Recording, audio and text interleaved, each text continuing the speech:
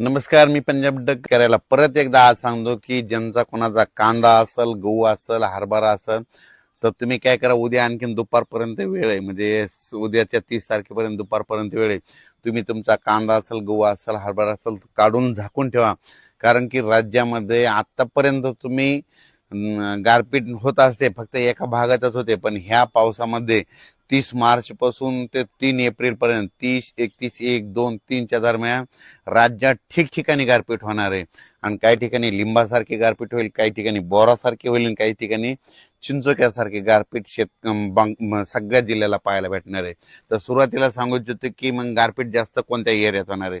तर सुरुवातीला आपण उद्या 30 तारखेपासूनच राज्यात पाऊस सुरू होईल. पण हे पाऊस तुम्हाला सांगू इच्छितो, नंदुरबार जिल्हा झालं, धुळे जिल्हा झालं, नाशिक जिल्हा झालं, जळगाव जिल्हा झालं, त्याच्यानंतर अहिल्यानगर, इकडे संगमनेर तालुका, त्याच्यानंतर मुंबई ठाणे, आपला मुरबाड ते परिसर, पालघर त्या परिसरामध्ये, कोकणपट्टी म्हणजे पालघर पासून ते डायरेक्ट याच्यापर्यंत कुडाळपर्यंत संपूर्ण कोकणपट्टी ह्या परिसरात देखील पाऊस पडणार आहे.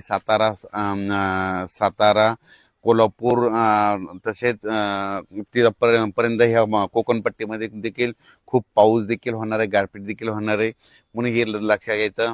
त्याच्यानंतर सांगायचं झालं विदर्भाकडून घेऊ आपण, वर्धा, नागपूर, भंडारा, गोंदिया, चंद्रपूर, यवतमाळ, वाशिम, हिंगोली, नांदेड, परभणी, लातूर, धाराशिव, बीड, जालना, संभाजीनगर, अहिल्यानगर, जळगाव, बुलढाणा, अमरावती, अकोला ह्या पट्ट्यात देखील म्हणजे 30 तारखेपासून तर 3 एप्रिल पर्यंत चांगला पावसाळ्यासारखा पाऊस पडेल. कुठं जिथं नाही पडला तिथं वारं सुटेल आणि काही भाग सोडून देखील देईल. म्हणून हे लक्षात येतं. अवकाळी पाऊस सर्वदूर सगळीकडे पडत नसतं, हे सर्वप्रथम लक्षात येतं.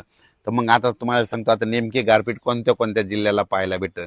तर तुम्हाला एक सांगू इच्छितो, सुरुवातीला मी परभणी जिल्ह्याचा आहे म्हणून परभणी जिल्ह्यातलं सांगू इच्छितो की परभणी जिल्ह्यात आमच्या इथं शेलू तालुका आहे माझा.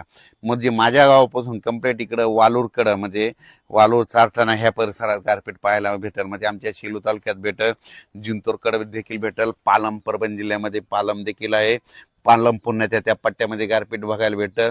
म्हणून हे देखील परभणी जिल्ह्यातल्या शेतकऱ्यांनी, गंगाखेड देखील भेटल म्हणून हे परभणी जिल्ह्यातल्या शेतकऱ्यांनी अंदाज लक्षायचा. आपण परभणी जिल्ह्याच्या बाजूला बीड जिल्हा, तर बीड जिल्ह्यातल्या शेतकऱ्याला सांगू इच्छितो की गेवराई जिल्ह्यामध्ये देखील, गेवराई तालुक्यामध्ये देखील पाऊस देखील भेटेल, गारपीट देखील भेटणार. बीड जिल्ह्यात मात्र वादळी वाऱ्यासह पाऊस पडणार आहे, ठिकठिकाणी पडणार आहे, काही भाग सोडून देणार आहे. म्हणून बीड जिल्ह्यातल्या शेतकऱ्यांनी अंदाज लक्षायचा. जालना जिल्ह्यात देखील म्हणजे कन्नड, सिल्लोड, भोकरदन त्या पट्ट्यात देखील अजिंठापर्यंत तिकडे देखील काही ठिकाणी खूप, सोयगाव त्या परिसरात देखील चांगल्या परिसराचा पाऊस होईल, काही ठिकाणी गारपीट होईल. म्हणून हे देखील सर्व शेतकऱ्यांनी लक्षात घ्यायचं. त्याच्यानंतर संभाजीनगर जिल्ह्यामध्ये देखील वैजापूर, गंगापूर ह्या पट्ट्यात देखील चांगला पाऊस देखील होईल, गारपीट देखील होईल.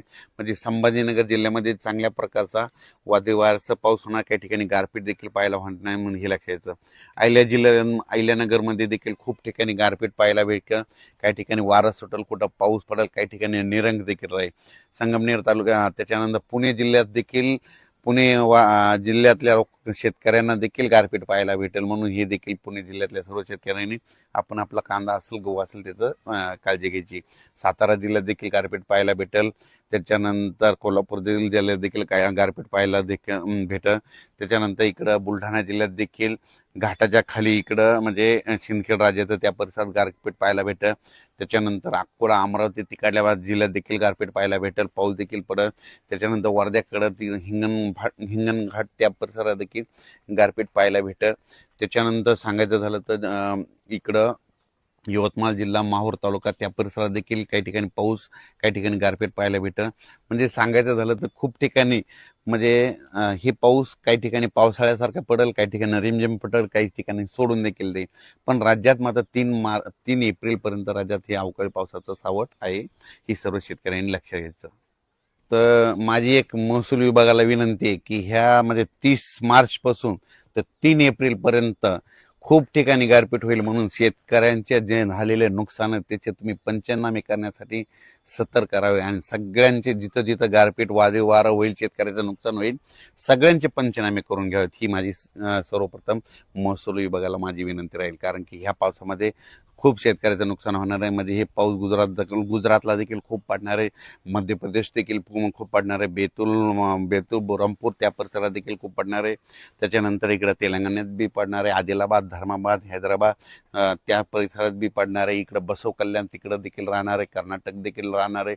इकडं तिकोटी, धारवाड, त्याच्यानंतर म्हणजे कर्नाटकमध्ये बऱ्याच ठिकाणी चांगला पाऊस गारपीट होणार आहे, म्हणून हे देखील लक्षात यायचं. म्हणजे सांगायचं झालं तर राज्यामध्ये ह्या पावसामध्ये जरा वारं जास्त राहील आणि गारपीट देखील. म्हणजे दरवेळेस काय असतं, महाराष्ट्रात पाऊस आला तर काय होतं, फक्त एखाद्या 2 जिल्ह्यामध्ये पाऊस आणि गारपीट होते, पण याच्यामध्ये प्रत्येक जिल्ह्यामध्ये 5-7 तर ठिकाणी अशी गारपीट झालेली अशी म्हणजे न्यूजला बातमी येईल. म्हणून सर्व शेतकऱ्यांनी आपण आपल्या पिकाची काळजी घ्यायची, पशुधनाची काळजी घ्यायची आणि पाळीव प्राण्याची काळजी घ्यायची. पट्टीच्या आंबा उत्पादक शेतकऱ्यांना सांगू इच्छितो की तुम्ही काय करा, तुम्ही तुमच्या आंब्याची काळजी घ्या, कारण की कोकण पट्टीकडे देखील